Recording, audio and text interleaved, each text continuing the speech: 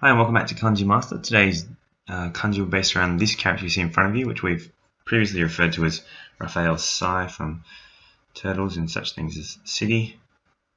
So it goes through there, City, and who lives in the big city? Your older sister, Annette. Anyway, so we're about to find out is this kanji here actually means towel or napkin or cloth. The onyo reading is kin, which means cloth or napkin. You see it in such things as fukin, meaning towel, or zokin, meaning like duster.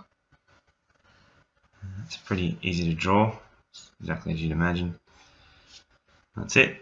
So it's try and remember this is towel now. If you think about Raphael going for his size, imagine the shape of his size. And in this instance, he reaches down, instead of grabbing those two sides, he's got towels, he's confused, and the other turtles sort of make fun of him, and he starts whipping all the other turtles with his towels instead of his size. Think about Raphael, size, and then instead of size, it's towels. A little convoluted, I do agree, but this is a really common shape. We're about to see it in a whole bunch of other things anyway. Just remember this is towel or cloth. Okay, on to the next one. This next kanji also means cloth, rather than towel, more of a cloth. It's on the onyo reading is fu, like futon. This is the fu from futon.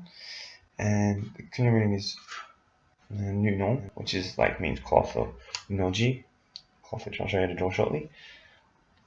In similar as we did before. So this one we've got na and towel. This is a bit of a weak one, really, I'll say, but it does come up a little bit more often than the other ones.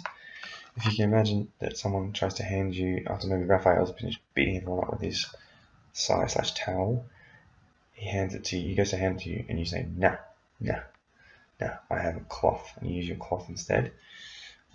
This fu and kin is dish towel, which you know before, and then that's it for futon. What else you can do? You know, this is cloth. And the next kanji is the kanji for dreadful, frightful, fearful, or scary. The onyo reading is fu, like kyofu, meaning terror, and the kunyo reading is koa, like kwai or kwaru, to be scared, to be fearful. To draw it,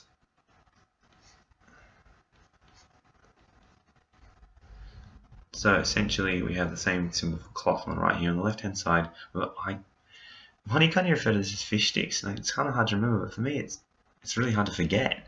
So I'm going to keep using it as fish sticks. So imagine you sit down for dinner and you're eating your fish sticks. Fish sticks. I'm just reminded of that Kanye West episode in South Park. Sorry, I'm getting distracted. Anyway, the fish sticks. And then when you go to bite into them, you find that they're made of cloth. It's like made of silk. And your family, they start screaming, "Wah!" They're so scared because this is so unusual and so scary. So the cloth fish sticks are terrifying. They're so scary, so fearful. And that's it. On to the next one. The next kanji we're going to have a look at is the kanji for lady, woman, wife, or bride. The onyo reading is fu, like fufu, meaning husband and wife, or fujin, meaning wife, or shifu, meaning housewife. So I'll show you how to draw shortly. Each. Yo. I think it looks really similar to, again, another one with that same shape in it.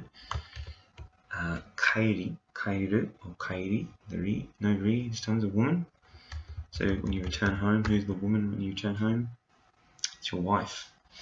So your wife.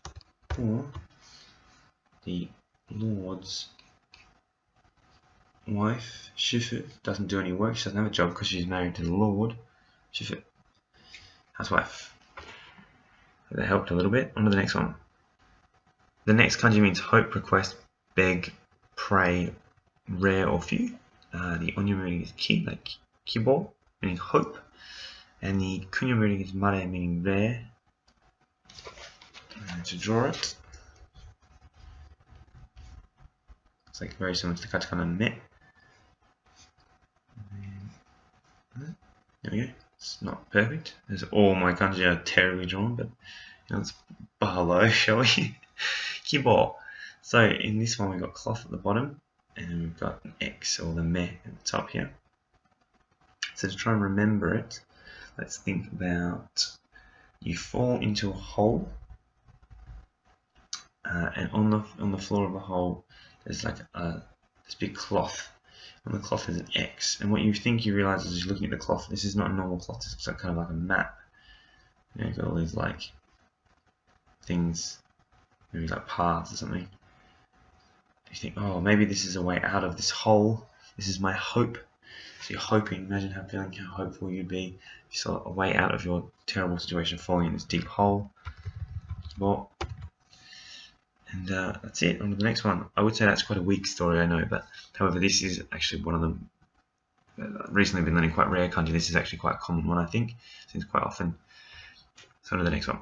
And the last kanji for today is a kanji for notebook, curtain, bunting, or veil. The onyo meaning is cho, like techo, meaning notebook, or denwa cho, meaning phone book.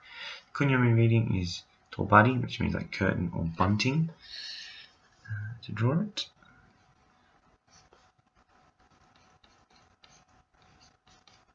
So it's relatively good. Techo notebook. I'm trying to remember it. Think about, basically it's a long, right hand side here is long towel. Connect that with writing, potentially. Trying to find a notebook, you can't find one, or you can find is toilet paper.